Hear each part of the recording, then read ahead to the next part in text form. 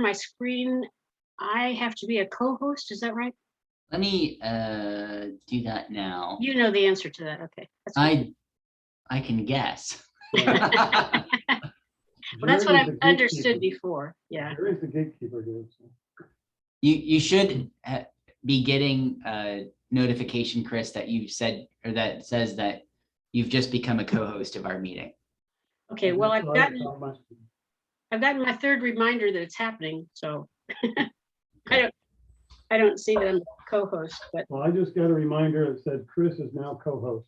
Oh, good. Well, I'm glad you got it, and you can share it with me. Oh, wacko times. Well, we have 2. Is that? We're up to 7 total. Oh, good. Okay. Good. But they're all in the waiting room yet? No, you should see 7 squares on your screen, Chris. Okay, I think I've muted those in terms of the gallery. And the reason that I at least don't want those on my screen is because try as I can't leave all that area blank on my PowerPoint because I have a lot of material to put in it. So if maybe people wouldn't do that, they'd see the entire slide. But once you take over the screens, we'll just see it on our full screen, won't we? I think it depends whether on their Zoom access box at the top right, whether they hit view or not. Yeah. If they put view gallery, then they're going to be seeing everybody else's pictures. Right. We can just go to speaker and just see the speaker. Yeah. And then at the bottom is where they can leave, Q&As if they want. Mm-hmm. So somebody help me out here when there is a lot of stuff in the chat room. Can that be saved as a file or printed? I don't know the answer to that. So we are recording. And I don't know if it captures the chat. I'm happy to maybe, let's see. It looks like I can just save it. I'm happy to do that. Yeah, because one of the things I'll be asking is how people heard about the seminar. Oh, okay.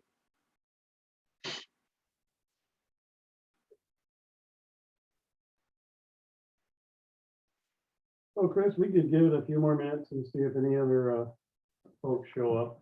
Sure.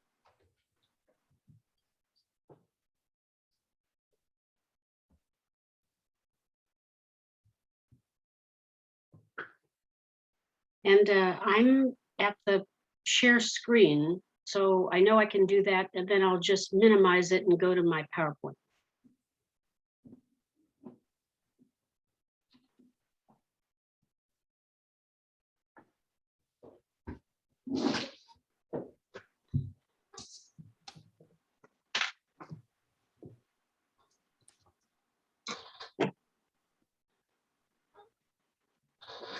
It is refreshing not to have masks on, isn't it?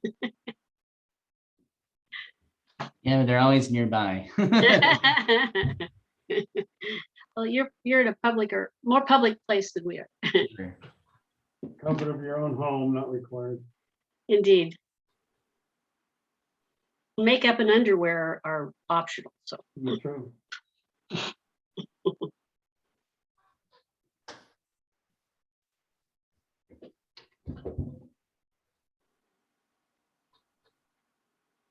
Well, what do you say we give it a couple more minutes just in case latecomers show up? Oh, sure. Started. I'm in no rush. I'm retired. Likewise. I suspected. Jerry's not, Kim's not. I don't know about the other folks. So I see the jets behind you on the wall. Were you in the Air Force? No, I was in the Army. I'm a pilot, but I wasn't a pilot in the Army. Private pilot? Yes. Yeah. I am a fallen away private pilot. How are you? Yeah. Great. My first husband was a pilot, and I was terrified. My second husband couldn't change a light bulb. My third husband got his pilot's license when he was in Puerto Rico. I can't remember which branch of the military he was in, and he got his license, and then he wanted to buy an airplane. And by the time he made that decision, I knew I had to be able to get myself landing the plane, enough training at least to do that, because he was 9 years older than I. So I did. We had a particularly perilous flight back from Sun River, and I said, "Dear God, if you get me on the ground, I'll never go up again." And he did, and I haven't. So. Well, the common saying with pilots is your landings should always equal your takeoffs. This is correct. Yes. Okay, looks like it's about 5 after, so maybe we should begin. So my name is Terrence Shoemaker. I'm co-chair of the Westland Sustainability Advisory Board. I'd like to welcome you to the third in a series of educational seminars sponsored by the Westland Sustainability Advisory Board. We greatly appreciate your attendance and hope you'll help spread the word about our seminars, which are held on the second Tuesday of the month at 7 p.m. Our next seminar is December 14th, and the topic will be zero waste and recycling, just in time for the excess waste of the holidays. Okay, getting to tonight's presentation. I first met Chris Lamarr when she spoke at my Master Recycler class in 2016. She has been a Master Recycler and Master Gardener since 2013. She was an attorney for 48 years and served as Multnomah County Circuit Court Judge. After retirement, she and her husband bought an acre in Damascus, thus began the activity she's involved in now. She shares her intimate knowledge of recycling and gardening to all who will listen. So I'd like to welcome Chris and thank you for sharing your time with us. So take it away, Chris. Thank you. Okay, I'm going to go share my screen here with you.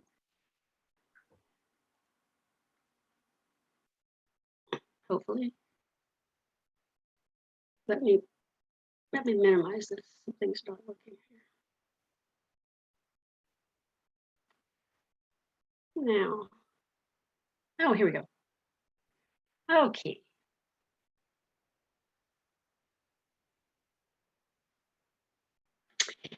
So thank you all for coming.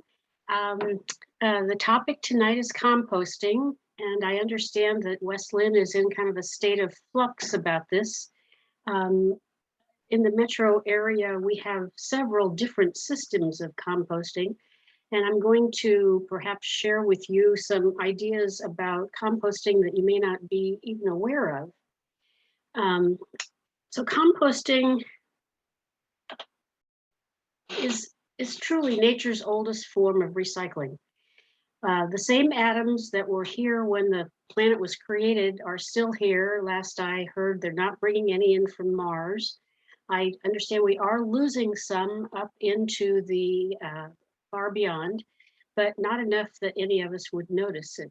So what is composting? Well, it's a human system, which is just to say that humans are trying to replicate what goes on in the forests. I say the forest because although we have forest rangers and we have foresters, there are no gardeners out in the forests. That's because Mother Nature manages to take care of it herself, and in large part because the same organic materials are used over and over and over, not in the same form. And the why is because this is a beneficial and absolutely essential means to break down organic structures so they can be reused for new living organisms. And those can be plants or animals or fungi or bacteria, etc. And knowing how the process works is rather critical to composting successfully. I'm going to share with you in a second why some of you don't even think about it. But how do you do it? Well, I'm going to explain what the necessary requirements are that speed the process and reduce problems.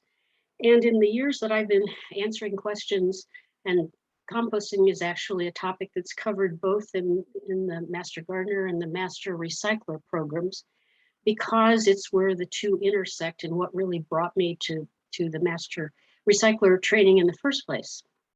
And where does the composting take place? Well, just about any place. You're going to be surprised.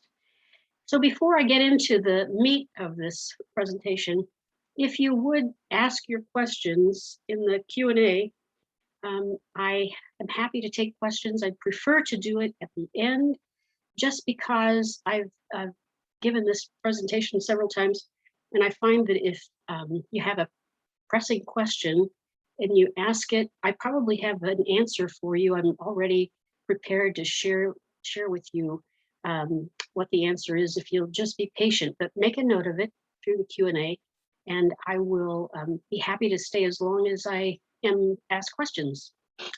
So some of you undoubtedly have composted in your backyards. You may have gotten a black bomb that you put your kitchen scraps and some of your smaller items from your gardens and your lawns.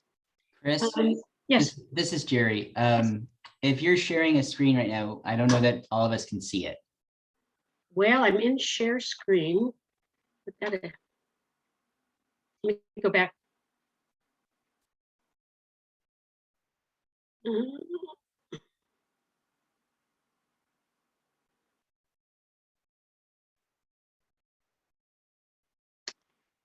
Well, for some reason, can you see me?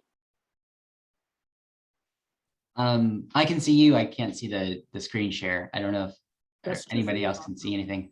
Just, I'm not seeing the share yet. Okay. There you Can you see anything here? go. Yes, You. you. Just me. Yep. I lost my sign-in page is the problem.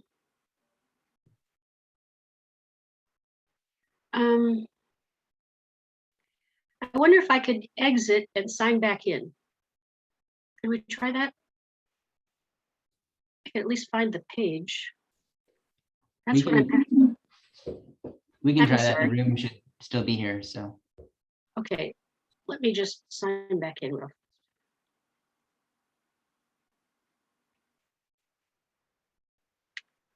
I'm sorry, I apologize.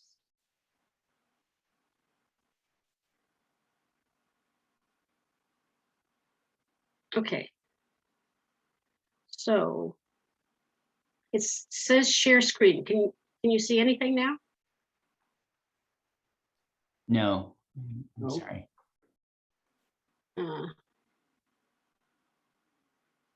Now? No. No. Oh. I don't know what to do. I have mine and I push share screen. Do you see me? My name is Josephine Yes. Stratton. Okay. This is a technical challenge Yes. for sure. Hello. I'm listening. Just There it goes. okay. I missed that one. I'm sorry. No, Okay. no worries. Now you can see? I don't see anything right now. It's still, Now you do. Yep, there we go. okay, I got it. Yeah. You can? Composting, yes, yes. Guy Very eating. good. Yes. Eating. All right. Okay. Okay. I'm sorry. Okay, let me back up just a second. I'm sorry. So, composting, nature's oldest form of recycle. So, as I said, I'm sure some of you have been composting in your backyards for some time. And I understand from Terrence that you don't yet have the ability to curbside compost your organic materials. But some of you may have discovered worm composting, and that's something that can be done both inside and outside. And speaking of inside,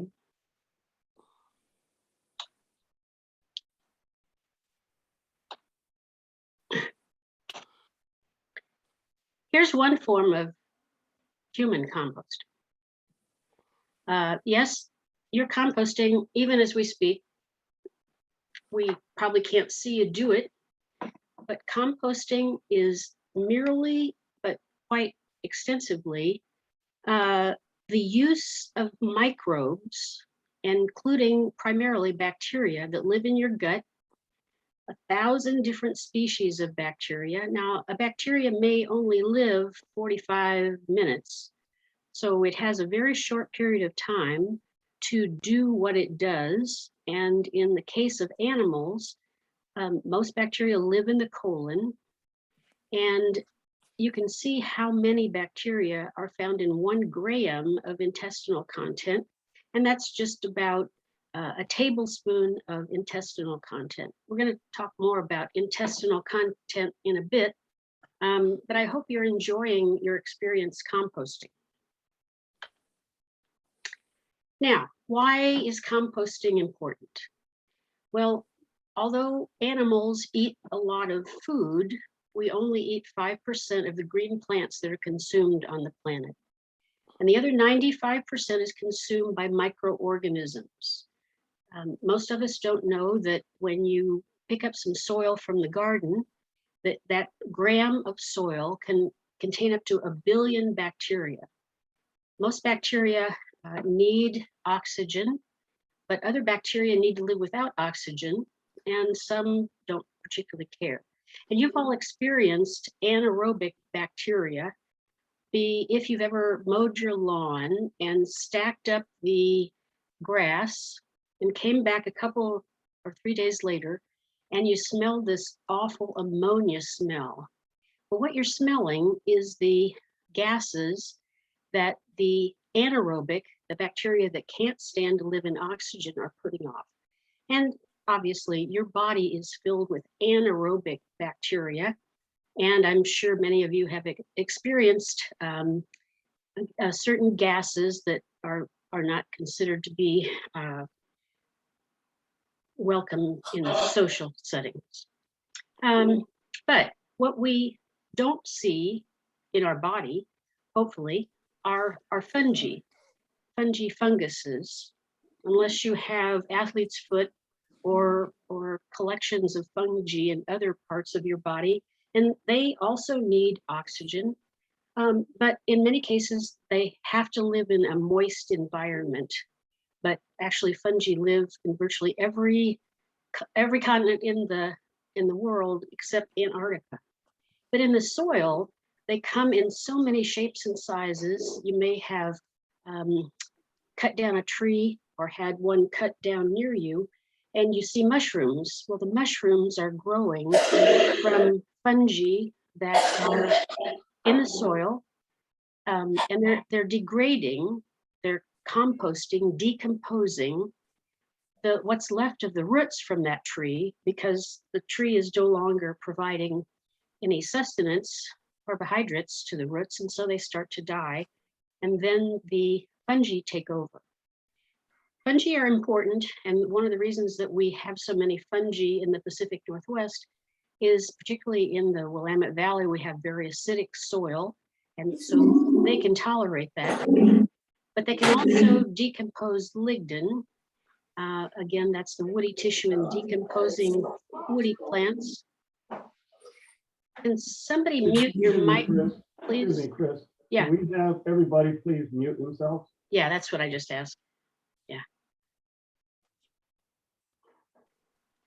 So I'm certain that all of you have turned over a log that's been laying on the ground for some time. And when you turn it over, you see these white gray filaments that are, they look like they're just on top, but they're actually, as I say here, decomposing the lignin because they're able to put their structures and penetrate the cell walls, and they're just trying to get at the carbohydrates that are stored either in those downed limbs and trees or in the roots of the trees that have been removed.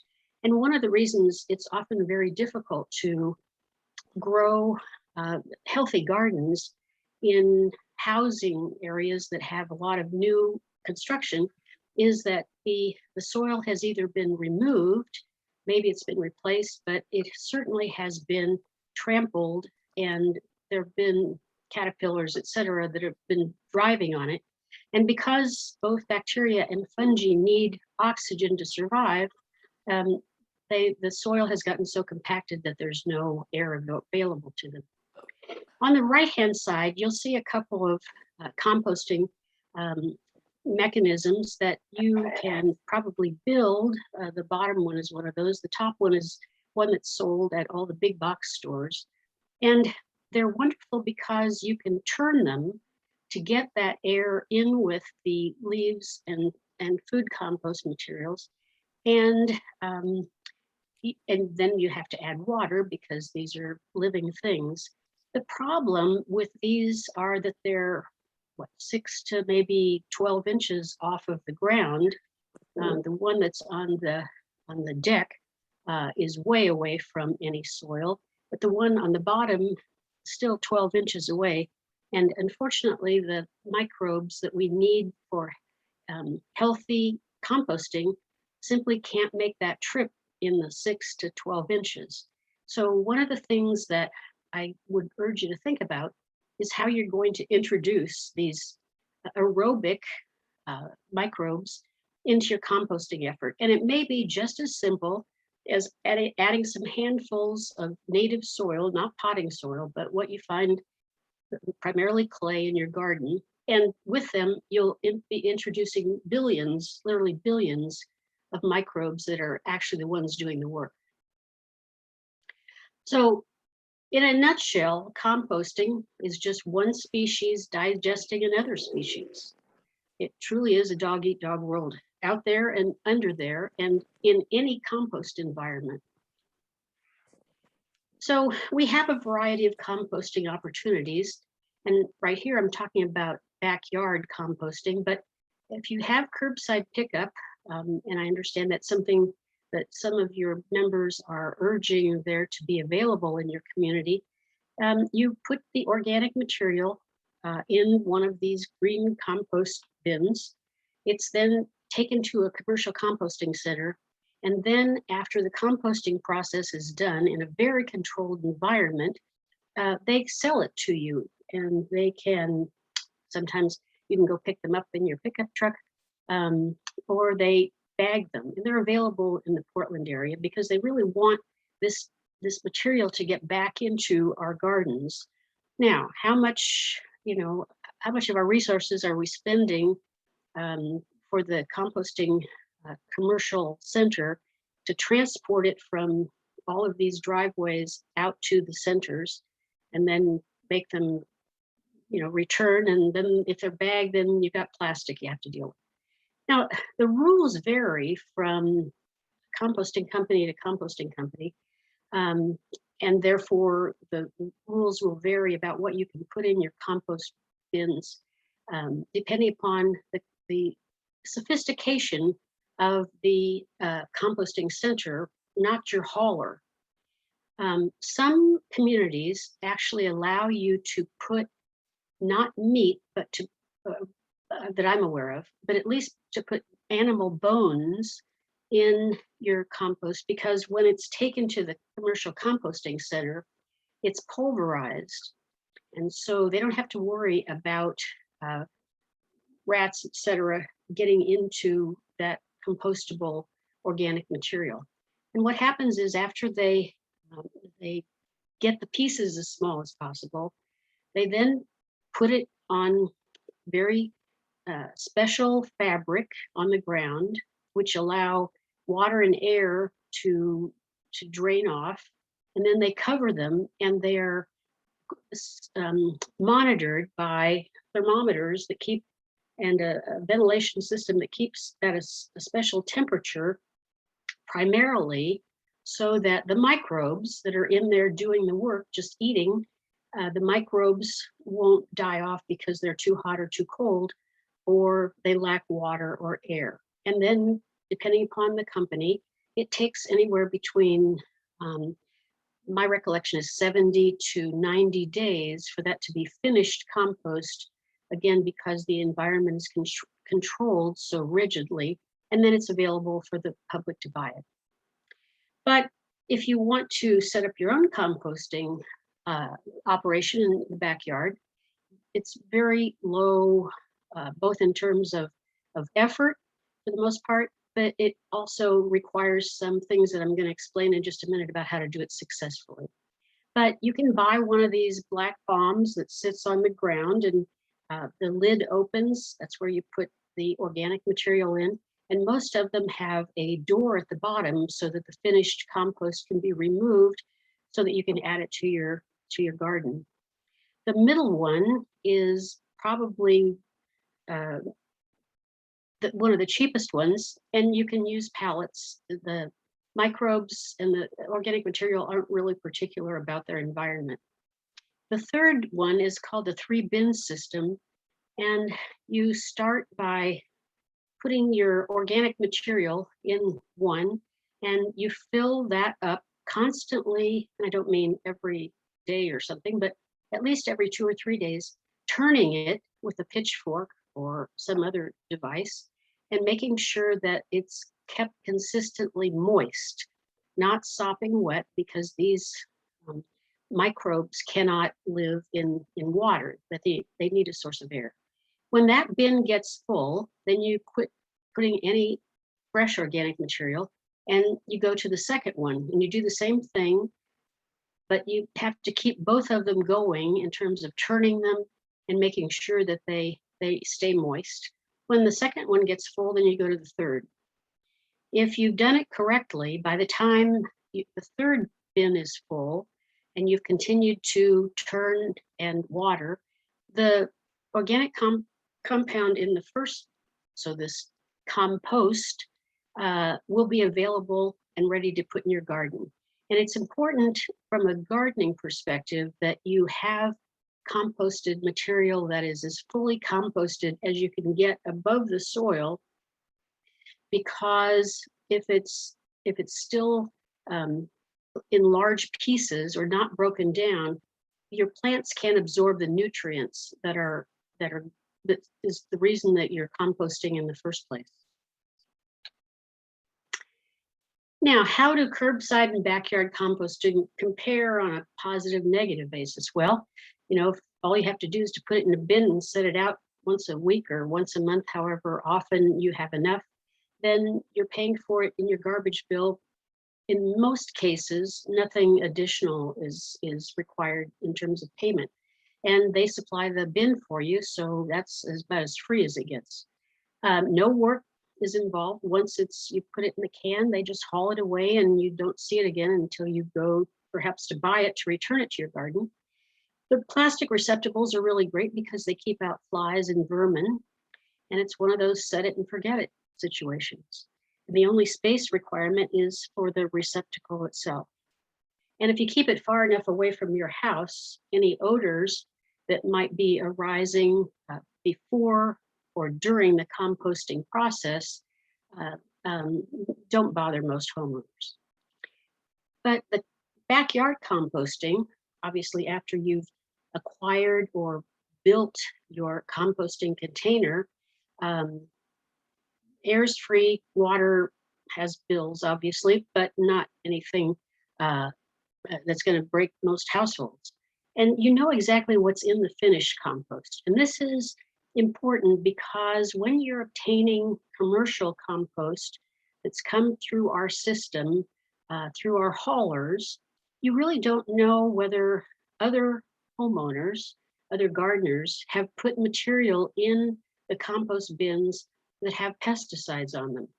And we've had problems within the last 2.5 years that compost and topsoil that were acquired by gardeners was all the plants were dying. The seeds wouldn't even germinate. And they found out that it had some herbicides in it that were preventing the plants from growing. The downside to backyard composting is that you need to be involved in the maintenance and quality control. As I said, it has to be turned so that the air will get to the microbes, and it has to have water applied to it. Now, with the rains we've had recently, if they can get in. You won't have to do that, but you do still have to turn it even in the winter. And then your composting containers, especially the 3-bin system, can take up more room than the plastic receptacle that you have in the commercial situation. So what shouldn't you put in? And you shouldn't put these in for different reasons. Meat and bones, and in this case, I'm talking about your backyard composting. Meat and bones, just because they do tend to, first of all, they attract vermin. And the last thing you need, or the last thing you want your neighbors complaining about, is a bunch of rats invading your compost bin. As I said, some commercial groups do allow bones to be put in, but it's kind of like recycling. When in doubt, leave it out, because if you don't know what happens to it, you can be causing a health danger. But the other thing about bones is that they are so large that it takes a long time for any kind of soil microbe or microbes to break them down. So you're not going to have finished compost in any 90 days, maybe some small chicken bones, but then you still have the same attraction of vermin, so you want to leave those out. Dairy and cheese are problems because they have their own bacteria in them, and they also attract rodents. Oils and fats have the same issues with them, and obviously not animal feces of any size of the animal, and that's because they often have parasites in them, and particularly for feces that come from animals that eat other animals, or both animals and plants. These parasites can be a hazard both to you in handling the compost and in the garden itself until they finally get broken down. And I'm sure all of you who've ever done any baking or cooking of meat know that you want to try and get the temperature to 165 degrees. And that's primarily because that's the temperature at which parasites are killed. And it's rare that a compost heap of any sort will get hot enough to be able to kill those parasites. So once again, just don't put them in, and particularly pet species. But here's the things that you can put in. This is backyard again. The rules vary on the curbside pickup. Food scraps from fruits and vegetables, with a proviso that I'll tell you in a little bit. Coffee grounds, coffee filters, and tea leaves. You can put in the tea bags if you've taken out the staples and remove the strings, because they're, again, not going to break down in the compost process. And then you're just going to end up with them in your garden, so if you wouldn't add it to your garden before composting, leave it out of the compost process so it doesn't get in there eventually. Eggshells that have been washed, you want to wash them because the albumin attracts rodents, the white stuff around the outside. You can put in yard debris. Remember that smaller is better if you want it to break down within 90 days to 6 months, which is probably closer to what happens in most backyard compost heaps. The smaller that you get it, the faster it'll break down, and it will return nutrients to the soil once the compost is added to your garden soil. Newspaper is great, and scrap paper, but remove cellophane windows or plastic tape from them, because again, they're not going to get composted and you're going to end up with them in your garden. Cardboard without plastic, and I mean both tape plastic as well as some of the filaments that are put in to strengthen cardboard. And all you have to do is to soak it for a while and you can see whether it has those filaments or not. If it has the filaments and you don't want to remove them, I suggest that you just put it in your compost bin. And again, don't put in anything with grease, fats, or oils, and no eggs, meat, poultry, or dairy. Breads and pasta are problems in the compost heap because they glom together because they have starches in them. So when they get wet, you're going to end up with large pieces that are too large for the microbes to break them down in time for you to use the compost. And back to the pesticides, anything that's been treated with a pesticide that you know about, and that includes herbicides, fungicides, insecticides, miticides, because many of those chemicals don't break down for 6 to 12 months. If they break down even during that time, and a pretty good way to kill off a vegetable garden is to put any compost in it that has herbicides, because the plants that we eat tend to be very sensitive to any chemicals in the soil. Don't add diseased plants or weed seeds as best you can eliminate them. Don't add coal or charcoal ash.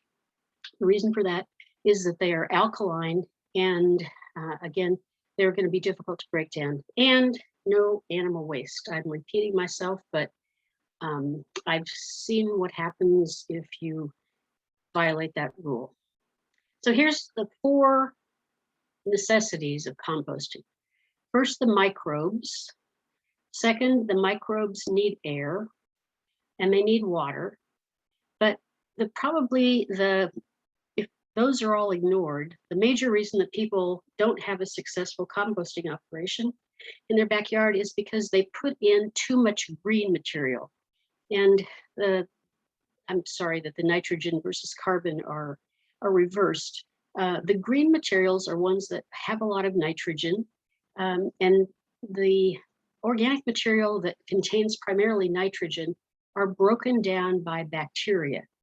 They are small enough, but they're full of acid, and the nitrogen containing organic material is more easily penetrated by bacteria. The brown is the one that you really need to put double in, because that's full of carbon, and carbon can't be broken down easily by bacteria, but it is broken down by some of the other microbes, and primarily the fungi that grow there. If you put in too much green, you're going to end up with a mess, and it's not going to have bulk to it because it doesn't have the lignin and the other structures that give compost its texture. And you're going to end up with, quite frankly, a bunch of smelly compost that you probably wouldn't want to put in your garden. Not that it would hurt it, but why make an unpleasant situation for yourself, let alone your plants? Okay, worm composting. And if you have children who are listening, you might not want to let them listen to this. It probably won't offend too many people, but we are going to be talking about sex. So worm composting is wonderfully versatile, and it's especially good for people who have small homes or apartments.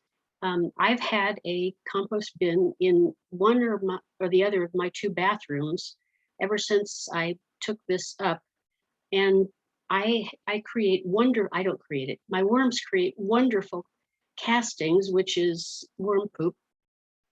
That is a great source of nutrients for my plants, both indoors and outdoors. And why should you bother? Well, worm casting contain more microorganisms, more inorganic materials, more organic matter in a form more readily available to plants than it is contained in soil itself. And that's primarily because good soil is, it's 25% air, 25% water, 45% minerals, and really the only part of our native soil that is helpful to the plants themselves is the 5% organic material, which is made up of roots and alive and dead insects, and then the decomposing organic material that falls onto the soil without any human involvement. The worm tea, which is because you have to keep worms wet in the same way that you have to damp, the same way that you need to keep the microbes damp. The worm tea that drains off contains obviously small parts of the castings. And it is a wonderful liquid fertilizer, although it's primarily nitrogen. So you need to be careful that you use it on the right kind of plants, but that's fodder for a gardening talk. And it's free. You can use the worm tea inside. You can add the worm castings both to indoor and outdoor plants. Even though it's high in nitrogen, it is not what we call hot nitrogen because it's been processed by the microbes that live in the worm's guts. So by the time it's available to you, it's not like, for example, chicken manure going to be so heavily containing nitrogen that the plant's roots will actually die upon contact.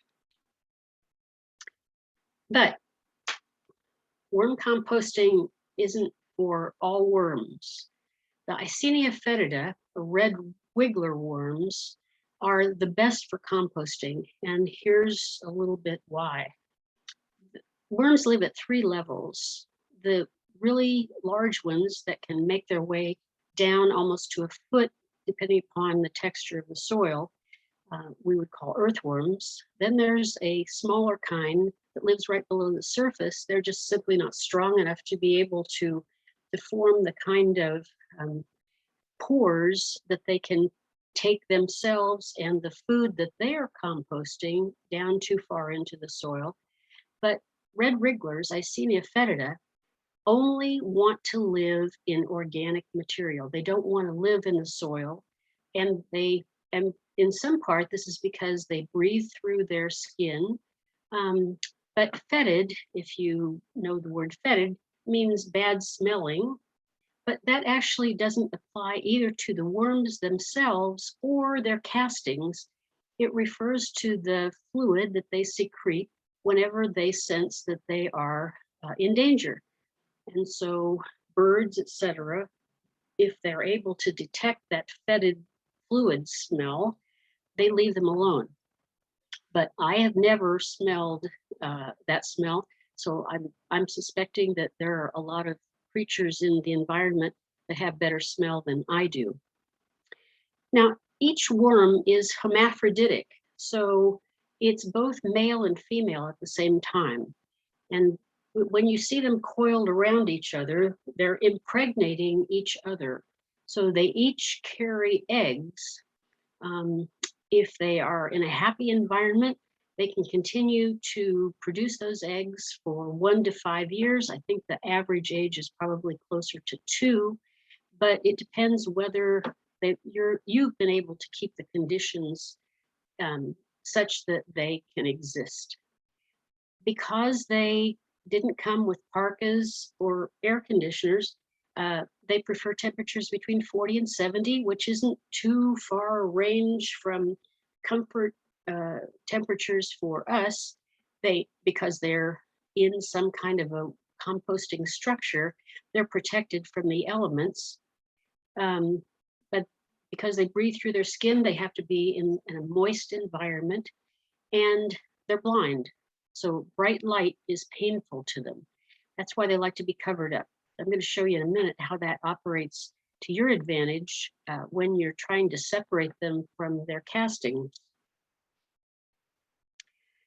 So these are both an illustration of what goes into a worm bin on the left, and on the right, just some examples of what the structures actually look like. The illustration on the left don't have housing codes. It's more sophisticated than I think most people care about. But the cross section just makes sure that you have areas for the food to be introduced into the environment. But I would say in this bin cross section, one of the most important things is to remember to keep at least 1 and hopefully 2 levels of cardboard or paper. This helps to maintain the moisture in the bin, but both cardboard and paper are to some extent air permeable. So you're going to be able to get air to the worms. And you want to make sure that you don't stack the food so high that it starts molding before they're able to change it into castings. And then the bedding is just as a way to preserve them from their own castings, quite frankly. But manure, cardboard, paper all work. Now be careful with manure. I had a friend who was trying to do worm composting, and she read someplace that she could use animal manure, which is true. The problem was that she had a friend who had a horse who had some extra manure, and she added the horse manure as bedding to a worm bin. And within 24 hours, all the worms were dead. She went back to her friend and asked why the horse manure would create that problem. And her friend said, well, it might be because I had just given my horse a deworming medicine. So a deworming medicine will kill wanted worms as well as worms that invade the horse's intestinal system. If you look at the two pictures on the right, the one on the top is just a nested Tupperware set. And the one that nests in the other, the top one, needs to have holes in it so that air can get to the worms in a structure similar to that that's drawn on the left. The reason for nesting is that you not only want to have holes coming out so the air can reach the worms there, but it also provides a way for you to collect the worm tea that's going to accumulate in the bottom of those two structures. And on the right is a picture of my current worm bin. I think, Terry, this is the one that I brought parts of to the training those many years ago. And somewhere along the way, the lid got lost, but the newspaper, and there's a plastic thing underneath it that doesn't cover the entire opening. But I have two levels of worms, and you can see on the right that there's a spigot that the worm tea comes out of.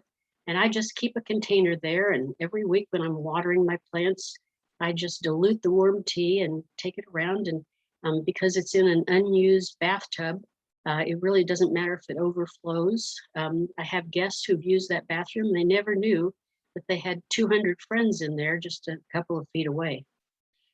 So making sure that they have water and air is important, but for your use of the worm tea, you want to have a way for that to drain in a place that's accessible to you. Some of the rules about adding organic materials for worms is a little different. Although fruit and vegetable scraps are okay, some peelings are not okay. And I'm going to show you the next slide what those are. Pulverized eggshells or other sources of grit, these need to be ground or pulverized. The smaller the size of the organic material, the more quickly it is decomposed. And in the case of eggshells, they're primarily calcium, and that's an essential element for all animals to some extent. Coffee grounds, filters, tea bags, again, remove the staples. I didn't put in remove the strings, but you can mix them into the worm bin at any time. And I often find that the worms are just covered with coffee grounds. Now, it's going to take a while if you're doing worm composting to be able to differentiate coffee grounds from worm castings because they actually look a lot alike. You can use plain cereal, bread, and pasta, but use very small amounts only, since they tend to clump up, and keeping them wet, and I mean really wet, so that they're gooey as opposed to your al dente pasta. Otherwise, they're not going to decompose, and they often begin to attract to grow fungi. And dryer lint is actually a wonderful additive to worm bin, not because they eat it, but because it forms a part of the bedding. Just don't use anything that has no acrylic or polyester. Make sure it's cotton, linen, wool, any other natural fiber. The plastic ones you don't want in your garden, so why would you put them in with your worm bin? What to leave out? I don't want to keep saying the same thing over and over, but meat, poultry, or fish will not work in worm bins, not only for the smells, but if you take your worm bin outside in the summer, it's going to attract rodents unless you figured out a way to essentially put a moat around it or a protective device so that rodents can't get at it. The other thing that happens if you do put your worm bin outside is that you're going to attract slugs. Now, slugs are decomposers too, but I doubt that you want them in your house if you're going to bring the compost bin inside. Leave out the oils, again, because it attracts rodents. Dairy products, same issue. And then, unlike an outdoor backyard composting system, leave out the highly acidic or spicy foods.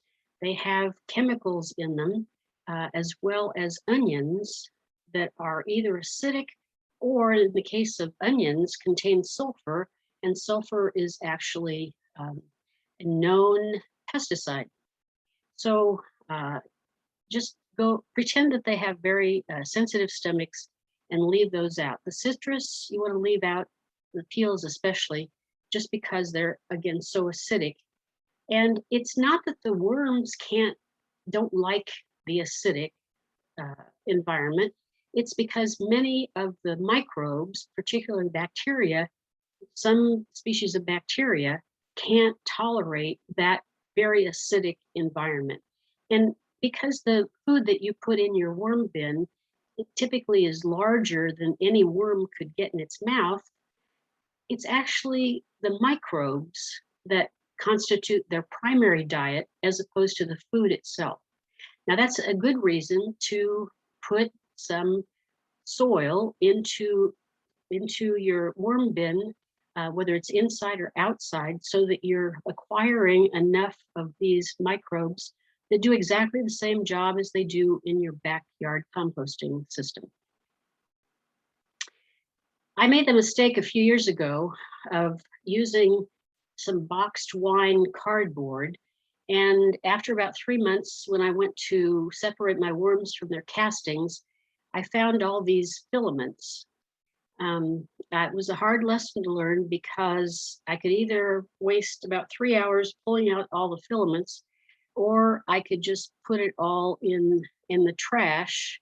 I went with the first option, but maybe some of you don't want to go through all of that. And anything that isn't going to decompose, like the plastic windows and envelopes and tape, just take the time to get them out ahead of time so that you don't have to go through this kind of a mess. And then problems that you need to look out for are molds. Molds are fungi. The problem with the molds that you're going to find growing in worm composting situations is that they may have spores that humans in your household will be allergic to. And there's really no reason to set up a situation to have a health emergency if you have somebody who will have an allergic reaction to that. So there are fungi and then there are fungi, but if you start to see molds growing on the top, you probably want to remove it or bury it because they're fungi, they need air, and if they're buried, they'll die and then they'll be decomposed. Look out for rodents and slugs. You need to make sure that the food bedding and the worms don't dry out. And I would suggest that if you're going to transfer your worm bin outside, you keep it in the shade. Better yet, on either an east or a north side of the house in shade, and check it daily to make sure that there's adequate water in there. Running out of food is obviously something that you want to avoid, but don't put in so much. Again, it attracts molds before the decomposing microbes in there can break it down. Now, the science is a little confusing. in disagreement about whether leaving castings in for a long period of time actually becomes toxic to the worms. So separate the worms from their poop at least every other month. I'm going to show you how to do that in just a second. But don't worry about springtails. They're probably going to find their way in there, whether you're looking for them or not. And they're not very big. You can see one here at the bottom right. They're in there composting, and they don't jump very high. That's how they do travel, but they won't hurt either your worms or the compost. And in fact, when they die, they just get consumed by the microbes and then eventually the worms. So here's how you separate the castings from the worms so that you can transfer the castings into your garden. Many of the gardening stores have these little rakes, plastic rakes that you see on the left picture. And all you have to do is to pull away the bedding, and it may be the cardboard or the newspaper at the top, and it will often contain the castings on top. The problem is that often you'll lose a lot of worms because they end up in that. You put it in the garden and they can't survive in the garden. Although some of them do live there, but not in the concentrated way that you want to have them in your house or a composting situation, so that you can collect the castings. What is really a better way is on the right-hand side, and I took this picture off the web, but I have a better one. I use a 3 mil plastic, the big garbage bags, and I turn these over.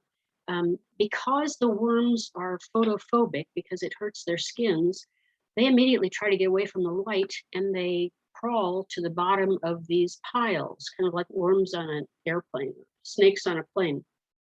Then all you have to do is to take off, and you can use your hands. Don't worry about bacterial infections unless you've got some open sore or something, but you can use gloves. Just pull it off. You'll find the worms are all curled around each other at the bottom, and then you just set up a new worm bin with the newspaper, cardboard, or whatever, and food, and put them back in, and they're off to the races, creating more castings for you. Here are some additional resources for composting. These are just some publications that are in my library that I found very helpful for this. Metro has the worm composting bin basics, what I've been covering in the publication that you can download on the left side. Probably the oldest source of worm composting information is by Mary Applehoff. I believe she's an English woman who died just not very long ago, who wrote this book, Worms Eat My Garbage. And it's always been the seminal publication for people wanting to learn the basics of worm gardening. And then Oregon State University has publication EM 9034, which again, you can download. I want to mention one other thing.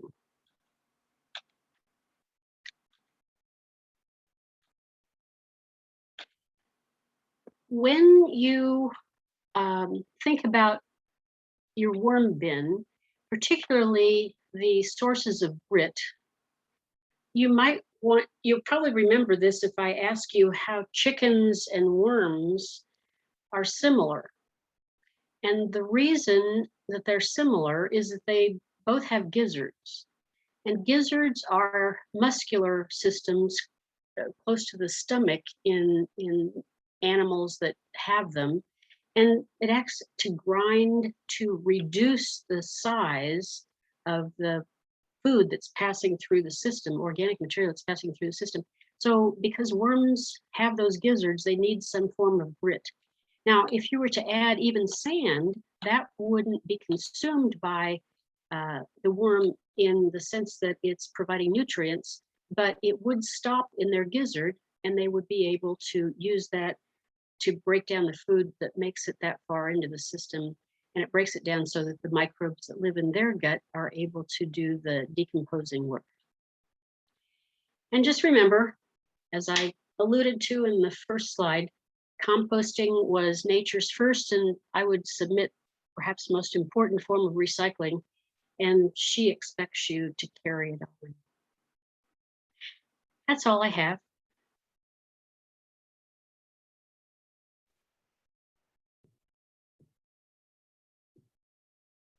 Does anyone have any questions for Chris?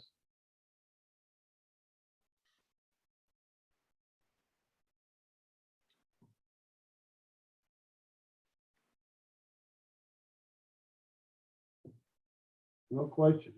You're welcome. Well, Actually, when Terrence, when you took the composting part of the Master Recycler course, I introduced you to some of my worms, but it's past their bedtime tonight, and they really don't like to be seen in public. So I'm sorry. oh, too bad. We'll give them a hug for us. I will. I put a few questions in the chat. Oh yeah, there's 10 of them in the chat. I'm not sure I can access them. Let's see. Tell me again, please. Worms are a natural what? Victoria, I'm not sure what you mean by a natural. Oh, I worm. meant to write onions, but I was multitasking. I meant to write onions. Oh, onions. Onions contain sulfur. Oh, sulfur. And so Sulfur they're, is an element, but it's also a pesticide. It's a fungicide. So it may not hurt the worm itself, but it may in fact kill some of the microbes that the worm is eating. thank you. Yeah. for that. And the slugs in your outside bin, well, the time to deal with slugs is when you're separating the worms from their castings, you know. But I showed you the picture of the worm bin that I have in my bathtub. It's a commercial one that has legs on it. I think it's an Earth 360 or something like that. And so when I take it outside in the summer, I get some bowls and I set those legs in the bowls. I fill them with water, and that's the moat that keeps the slugs out. Okay. And they're just decomposing too. And when they die, they're going to be food for something else. So Okay. I don't see any other questions. I do. I want to add something more if I could, which Sure. is that a while back, I learned that if you put eggshells in the microwave for 3 minutes, then you can just crumble them really easily and they compost a lot faster. Yes. And the reason that I suggest, well, I make a slurry of them. I just put them in a blender and add some water. And then I'm not only restoring water to the system, but I'm also adding the calcium. So Yeah. Either way is fine. You know, whatever works for you. That's nice. All right. Yeah. Let's see. Are those little striped worms non-native? Eisenia fetidus are a native worm. So the invasive non-native worms that we're concerned about recently are the jumping worms. And they have been imported and they are invasive. And if you see worms literally jumping off the ground, they're not going to be red wigglers because the red wigglers are going to be hidden from you. So they're not the same species of worms at all. Thank you. Uh-huh. And I want to mention something.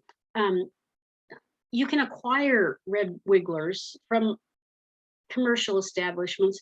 You can also go on Craigslist and probably FreeCycle, and people will be giving them away. And you know that they've been living in a healthy environment if the owner is trying to get rid of them because they have so many that, you know, they don't have the space or something.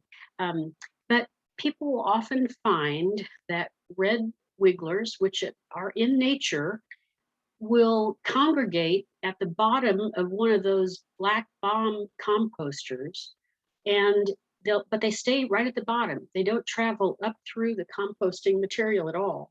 So you can often find red wigglers if you want to do a different kind of worm composting system. You can often find them at the bottom of a compost heap or a compost bin, one of the plastics.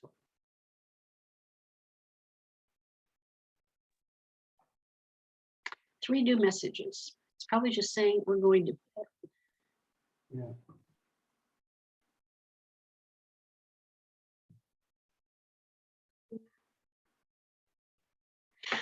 What can you do with the compost if you don't have a garden yet? Well, if you have houseplants, you can use them inside. And I suggest that you don't leave it on the top of the soil. I suggest that you work it into the soil. It doesn't need to be worked very far, and you don't want to disturb the root structure. But the problem with castings is that they will dry out really quickly, probably before you're watering the plant again. Now, a lot of indoor plants especially settle into their pots, their containers over time. And so if you just put a really thin layer whenever you fertilize with the castings, if you just put a thin layer of new potting soil on top of it and keep it moist, the decomposing will continue to go on over time until all of the nutrients and all of the plant structures are used up, and then they're all available for your plant's own nutrition. And you should fertilize indoor plants, but not with compost weekly. W-E-A-K-L-Y, W-E-E-K-L-Y.